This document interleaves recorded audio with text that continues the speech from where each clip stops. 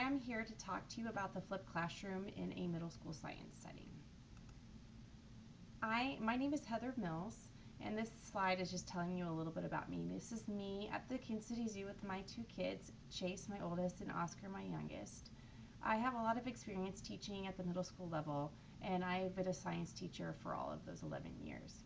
Currently, I am a 7th grade teacher at Pioneer Trail Middle School teaching 7th grade science. I honestly never heard of the flipped classroom until the beginning of this year. Our principal, Dr. Walgast, asked me if I'd be interested in flipping my classroom. My first response was, well, I do not know what a flipped classroom is. So I had to do a little investigating myself. At first, I was really apprehensive as to how I was going to be able to do this. I had no knowledge on how people flip their classroom. I was able to go to a conference probably towards the end of first semester, and it opened my eyes to a whole new way of teaching and learning. And I immediately went back to my peers at Pioneer Trail and said, I've got to do this. And so I want to tell you a little bit about what I do in my classroom. So what do I flip? Here are 4 things that I flip on a regular basis. Lecture notes, that's pretty easy to flip. Exactly what I'm doing now. Make a PowerPoint, get on a Screencast-O-Matic, and you can flip any lecture that you need. Videos are easy flips. I've used many videos. Most of them I have found on YouTube. So the Amoeba Sisters, for me in my content area, I use almost every single video that they have. And I've also flipped pre-lab instructions, so modeling what students should do when they start a lab investigation in class and instructions for them. I flip that. I also flip some pre-tests. What that means is a lot of it is vocabulary, so I want to know what they know about specific vocabulary and specific content, and a lot of times I do that with a flip. How am I able to do this? Well, I use 2 basic apps. Edpuzzle is one.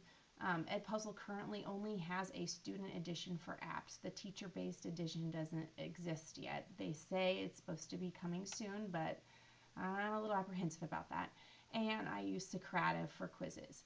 So the pretest for quizzes, a lot of times I will give my students my classroom code. They go on to Socrative and they take that pretest. I also use science notebooks. These notebooks contain everything, all of the activities that we do throughout the year, and my students keep them in their classroom in an organized bin labeled to the hour that they have me in class. I'll show you some pages inside of my composition book in a few minutes.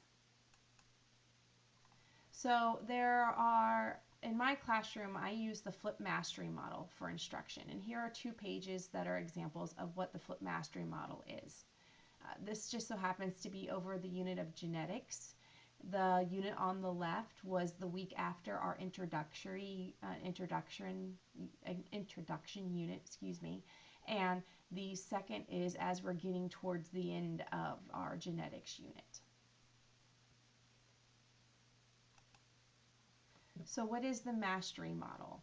Well, Flip Mastery model allows students to work at their own pace with a due date in sight. So usually my bigger units, I divide them up into weeks instead of just giving them the entire unit at the same time. Some of my students could handle having 1 unit worth of work given to them at the same time, but most of my 7th grade students cannot handle that amount of work when it's introduced to them right then in the beginning. So even my students who struggle with science find this model to be really beneficial. So you can see on the left my week 1 introduction. I usually start with vocabulary practice. This just so happens to be I had them read a short article, which I'll show you that article in the next slides. And then their quiz on Socrative, which was due by that end of the week, which would be Friday. And what that means is students were able to take that quiz as many times as they wanted to get their best score. And you can see here that there was a video on DNA on Edpuzzle. That was a PowerPoint that I made with me talking over it with Screencast-O-Matic that I posted on Edpuzzle. And at the end of that PowerPoint, I asked them a few questions about what the PowerPoint was about, and I took that for a grade. Then I found a really good video on Gregor Mendel on YouTube that I posted on Edpuzzle, and I embedded questions throughout. And then I had my students do a creative activity, which they created a Facebook page for Gregor Mendel. And then the extension part, or the closure part for the beginning, was an interesting article I found in Science World about Fido's family tree, how they went through genealogy of different types of dogs that we have here in the United States and went back to where their ancestors were from. So how do I use this model? Usually I begin by deciding what do I want my students to know at the end of each unit. And then I make a list of all of the activities that students could do to help master what I want them to know. And by looking at the checklists on the previous pages, you can see that they're very basic. I differentiate every single thing that I have my students do in my classroom. I have sometimes 3 to 4 levels. Sometimes I have 2. It depends on the activity that we do, but I differentiate everything. So when I make my checklists each week or for each unit, I typically will list a very basic generic title. And that way students really don't realize that it's being differentiated because they are working independently. So I do make a list of all the activities I would like for them to do, and then I start organizing those lists in an order that makes sense to me, that should make sense for my students. And then I decide there how many weeks each unit should be, or if it shouldn't even be multiple weeks, if it's just maybe a week.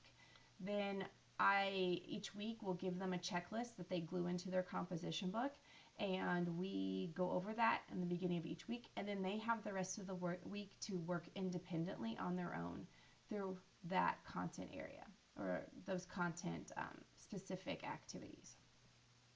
So when students need something graded, I check it, initial their checklist in their composition books, and allow them to move on to the next activity.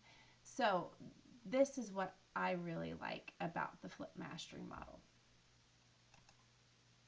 So the activities that I choose for students to do are very meaningful, and they're meaningful for them, but they're more meaningful for me because I can evaluate if they're really applying themselves, if they're really understanding, and then I can go back and reteach if I need to.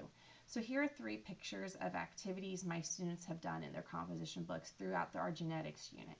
So the picture that's on the left, if you're looking at the screen, is called, it was the vocabulary practice that we did, which was a short article, and the students had to use the vocabulary terms to answer a few questions. And you can see on that page, or on that square right there, that I only have one of the 2 ways that I differentiated that activity for students.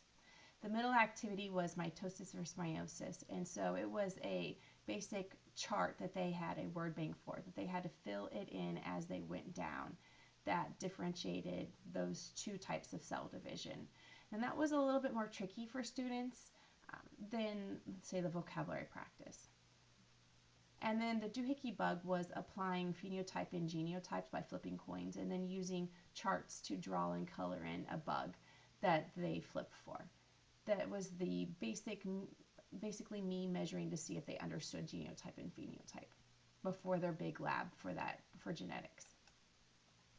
So how do I manage this type of instruction? Because every student is at a different place. It is not an easy task, but you have to do a lot of thinking and problem solving for each specific classroom, because each classroom is a little bit different. So what I do for my classroom is I usually have some activities within my weekly activities that are self-checked stations. So the 3 activities that I showed you in the last slide, the first 2 I had as a self-check station. So students were able to go up to my composition book or to a key, and then they were able to use their the key to grade their own work. And once they have their work graded and they have it corrected, I usually have them use brown marker to make corrections where they write over their incorrect answers.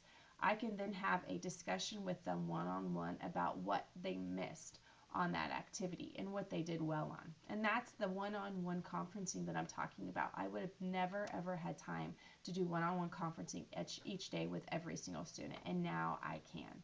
And having a self-check station for me has been wonderful. And the students know what to do. I've modeled it for them, I've explained it to them, and they just do it. They know what to do. Then, because they have to get checked by me and my initials have to go into their composition book for that checklist for that week, I also will sign off after we conference and I will stamp their composition books. I stamp their composition books for participation, and I give those points each quarter for completing their composition book activities. Why do I like this model? First, it allows me to conference with students each individually, and we just talked about that. And that's really critical for me in my classroom. Second, it allows more class time to complete assignments and labs. By letting students do pre-lab at home, it actually gives me an extra 10 to 15 minutes in each lab class where we're completing a lab assignment to have them work on completing that assignment. That I can't tell you enough how important that is for me and how hard it was for me to get used to that. And third, it allows me to allow the students to work at their own pace. So I can see where students are, and I can tell which students need a little bit more help and reinforcement, and how I can do that so I can go back and reteach. Well, that's it. Thanks for listening.